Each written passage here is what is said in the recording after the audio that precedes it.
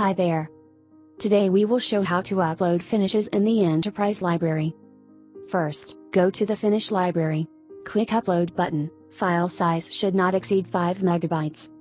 JPG and PNG formats are allowed. Import your local files. Hold down Ctrl to import multiple ones. Then, fill in all required blanks after uploading. Bulk editing can ease your work. Mapping dimensions should not exceed 400 x 400. Edit more details.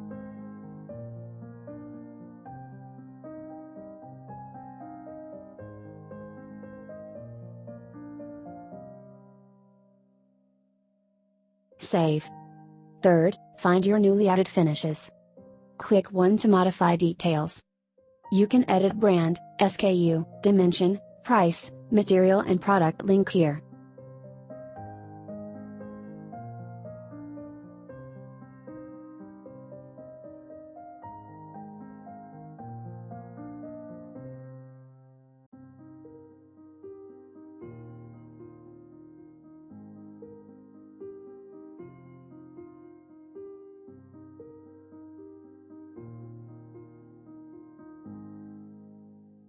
Fourth, find your finishes in our 3D floor planner.